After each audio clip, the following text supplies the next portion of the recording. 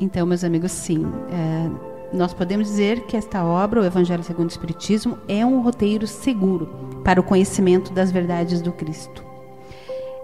Essa obra, esse ensino moral do Cristo, ele é para qualquer cristão, de qualquer crença, porque ele é desenvolvido pelos espíritos de luz, em comunicações mediúnicas, recolhidas, organizadas, comentadas e trazidas a público por Kardec, como Paulo falou lá no início do nosso programa.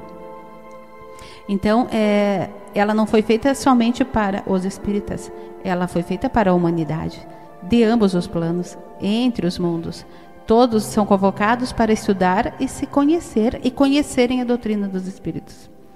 E mesmo sendo um mero leitor ou um estudante dedicado, o ensino do mestre, a sua moral, vai estar sempre sendo um roteiro seguro e necessário, porque eu só vou conseguir compreender se eu estudar. E se eu estudar, então eu vou conseguir aplicar. E eu vou perceber o quê? Que é primeiro para mim. Maravilhoso. Pois é. Mais uma vez, né, a gente acaba voltando sempre à mesma tecla, né? A reforma íntima, não é isso, Martinha? O Evangelho nos chama constantemente para a reforma íntima. Todas as suas passagens que têm o caráter, então, Paulo, né, educativo, motivador e consolador. Você vê, fica difícil às vezes a gente não comparar. Mas o Espiritismo, ele é falado para cada pessoa em particular. E essa pessoa é o porta-voz da doutrina, espalhando ela para o seu próximo, para o seu vizinho, para aquele amigo, para aquele... Inclusive nós, não é, Regina? Fomos trazidos à doutrina desta forma, né? Pelo nosso amigo Lourenço. Isso mesmo, pois é. Nesta obra, inúmeras passagens do Evangelho de Jesus e seus ensinamentos, particularmente os de ordem moral, esclarecem a mensagem do Cristo em relação à realidade da vida espiritual.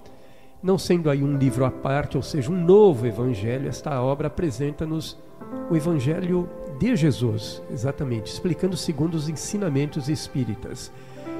E o Evangelho segundo o Espiritismo não tem outro objetivo senão o de conclamar-nos ao estudo, conclamarmos ao estudo e entendimento das sempre novas palavras de Jesus.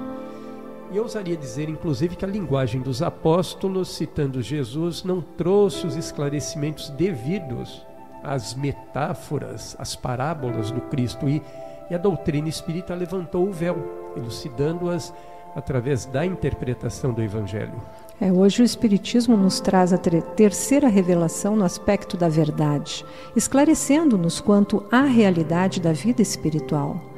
Consciente da ascendência do espírito sobre a matéria, o espírita busca raciocinar e viver segundo as realidades da vida imortal e as necessidades evolutivas de sua alma. E cabe dizer que a alma é o espírito encarnado.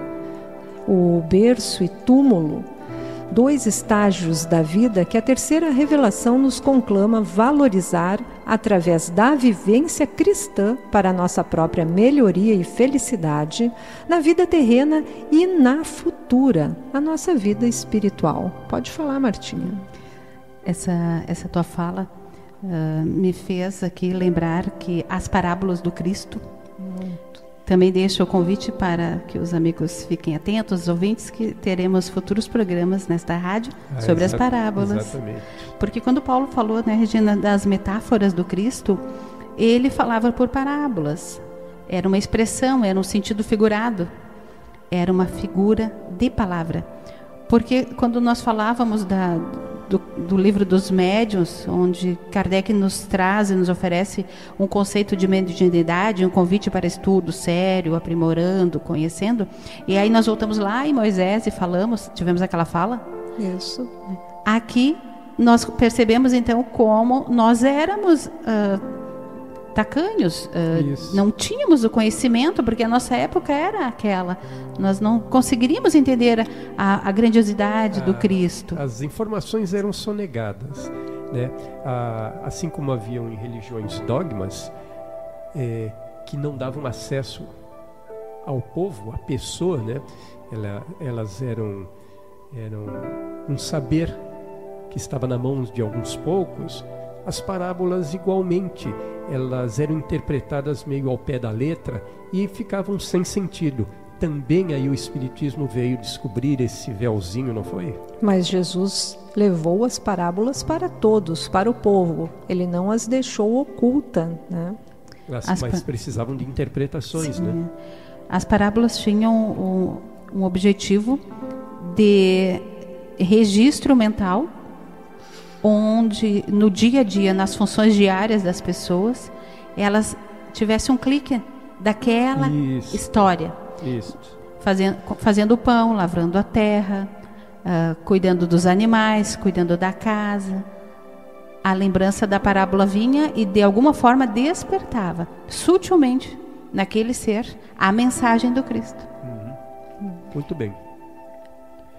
Temos mais alguma coisa antes de pormos o pé aí na quarta obra, O Céu e o Inferno? Vamos para a quarta obra, né? Lançada em 1º de agosto de 1865, tem como principal escopo explicar a justiça de Deus à luz da doutrina espírita. Objetiva demonstrar a imortalidade do espírito e a condição que ele usufruirá no mundo espiritual, como consequência dos seus próprios atos. Essa é uma obra de um único livro, Martinha? Pois é, a Martinha, Regina, eu fico sempre com a impressão, quando nós encerramos um determinado trecho, um determinado bloco, que ela está ali transbordando de conhecimentos, mas é que a gente precisaria aí de uns 4 horas de programa. Para um único livro, digamos assim, né? Então, Martinha, antes de você colocar o pé necessariamente aí nessa quarta obra, O Céu e o Inferno, alguma coisa ainda a declarar? Fale agora ou cale-se para sempre. A Regina falando da conclusão do Evangelho segundo o Espiritismo, e numa das falas dela, eu gostaria só de deixar um registro, quase uma cópia do que a Regina falou, me perdoe. Essa consciente ascendência do espírito sobre a matéria e essa busca de raciocinar e viver segundo as realidades da vida imortal é fantástico. O que o Kardec veio nos mostrar, nos oferecer através da mensagem do Cristo, da sua codificação. Então essa fala tua, né, de conhecer a verdade, conhecereis a verdade vos libertará, é o que o Cristo quer de nós e que as obras da codificação, as obras da doutrina espírita vêm nos oferecer amplamente, claramente e com vários dizeres e falas que nós nos identificamos. Sim, elas são sempre atuais, né? Sempre atuais. Obrigada, Bom, Paulo. Jesus disse, minhas palavras não passarão. Pois é, mas Martinha, O Céu e o Inferno, esta quarta obra, divide-se em 2 partes, não é isso? Divide-se em 2 partes, Vamos Paulo. lá, tem bastante pano para manga agora. Elas podem parecer assim complexas porque nós estamos também fazendo, como falamos anteriormente, um resumo, um apanhado para apresentar para as pessoas, os ouvintes, estas obras. Então, ela tem, como eu falei anteriormente, ela se divide em 2 partes. Estamos falando aqui, então, da obra O Céu e o Inferno. Nessa primeira parte, o Kardec ele faz um exame comparando as doutrinas religiosas. Ele não se detém especificamente, ele analisa as obras, as doutrinas. E dentro dessa análise, a vida após a morte. Ele também traz fatos como a morte de crianças, seres nascidos com deformações, acidentes coletivos e uma gama de ocorrências que só a imortalidade da alma e a reencarnação explicam satisfatoriamente. Então vejam que nessa primeira parte parece meio doloroso alguns temas, e podemos dizer que como estudantes a gente já sabe que à medida que nós estudamos e levantamos esse véuzinho de descobertas da vida encarnada, nós compreendemos que a reencarnação explica tudo. E depois o Kardec também, nessa primeira obra ainda, ele traz para nós, elucida sobre anjos. sobre demônios, sobre o céu. Ele fala aqui também das penas eternas, que nós vamos poder apurar um pouquinho mais lá na frente. Ele traz o temor da morte, a proibição mosaica, que nós falamos, que eu acho que é bem importante, e sobre a evocação dos mortos, que também tem lá na obra do Livro dos Médiuns, né, que nós falamos um pouquinho. Porque nós podemos perceber que as nossas falas meio que tem uma sequência e ao mesmo tempo parece uma repetição. Mas a obra é uma complementação, uma obra da outra. Isso. E todas de originaram-se do Livro dos Espíritos. Muito bom. Na segunda parte, então, o Kardec, ele traz um resultado prático. Esse trabalho dele passa a ser prático, porque aqui ele reúne a situação de diversos espíritos que desencarnaram e também de expiações terrenas, ou seja, espíritos desencarnados, mas também espíritos encarnados. E esses depoimentos são de criminosos arrependidos, de espíritos endurecidos, suicidas, também de espíritos felizes, medianos, sofredores. Essa segunda parte, ela vai mais fundo na informação. Ela te chama e te dá depoimentos claros, que não te deixa dúvida do teu caminhar e do teu aprendizado necessário. Muito bom. Vamos fazer mais uma ligeira pausa. Vamos. Tá? E voltamos já já para mais um bloco. Chegando.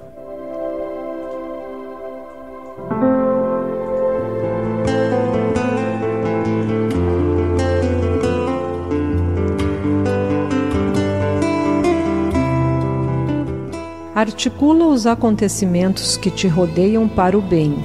Insiste na projeção dos atos que te possam honrar e ajudar a ti mesmo, imaginando o que seja útil, edificante e belo.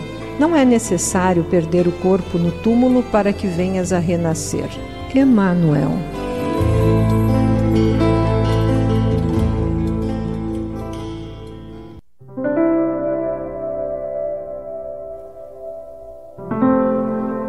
Vamos nós então, voltando aí para mais um bloco, e falávamos, Martinha, a respeito do céu e o inferno. Você relatou a primeira e a segunda parte, mas eu penso ser importante voltarmos ainda um pouquinho essa primeira parte para elucidarmos duas citações bem importantes, né?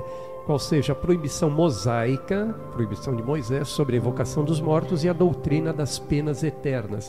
Para isso a Regina vai fazer a sua contribuição. Kardec lembra, a propósito da proibição mosaica sobre a evocação dos mortos, que há duas partes distintas na lei mosaica. Primeiro, a lei de Deus promulgada no Monte Sinai, e segundo, a lei civil ou disciplinar apropriada aos costumes e caráter do povo. Com relação a essa lei civil de Moisés, Jesus modificou-a profundamente, mas em nenhuma parte do Evangelho fez Jesus alguma menção à proibição de evocar os mortos. Esse texto está constante da Revista Espírita de 1863, parte 14. Muito bom. Ainda sobre essa lei mosaica, temos que entender que há duas partes distintas na lei de Moisés. A lei de Deus, propriamente dita, atemporal, promulgada sobre, como você já disse, Regina, sobre o Monte Sinai, os 10 mandamentos, e a lei civil, disciplinar e temporária, apropriada aos costumes e caráter de um povo ainda rude, como a Martinha já havia revelado ali um pouquinho antes, um povo rude, vicioso, indisciplinado. A primeira lei é invariável, a lei divina, e a segunda muda de acordo com a evolução da humanidade. Então, a proibição de Moisés de evocar os mortos fazia parte das leis humanas e transitórias e tinha uma real justificativa. A consulta aos mortos, feita naqueles tempos, não era baseado nos sentimentos de respeito, afeição ou piedade para com eles.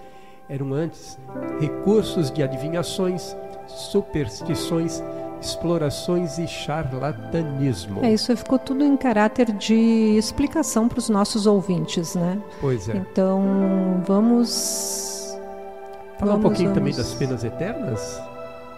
Seria este o caso agora? Isto. Então, sobre as penas eternas, o Espiritismo ensina que o perdão divino significa uma nova oportunidade ao espírito falido, a fim de que possa reconstruir tudo o que ele danificou ou destruiu. Isto é, aquele que errou deve fazer o bem em igual medida ao mal anteriormente feito. Entretanto, não se trata de punição, mas de ação educativa. Pois bem, feitos os esclarecimentos necessários, então Martinha concluirá a sua fala acerca da segunda parte do capítulo do Céu e Inferno. Vamos em frente, vamos em frente. Regina, a doutrina das penas eternas, então, como a do inferno material, teve a sua razão de ser quando podia servir de freio para os homens, intelectual e moralmente pouco desenvolvidos. Isso mesmo. Então, até aqui, Kardec trata de uma forma e percebe que nós já estamos em condições de entender. Por isso muda a sua fala e nos oferece essa linda codificação. Mais alguma coisa, Regina? Não, podemos continuar aí, deixa eu ver, com a doutrina espírita, então, vou continuar, transformando completamente a perspectiva do porvir, a vida futura deixa de ser apenas uma hipótese para ser realidade absoluta. O estado da alma depois da morte não é um sistema, mas sim o resultado da observação. Ergueu-se o véu e o mundo espiritual apareceu-nos na plenitude de sua realidade prática.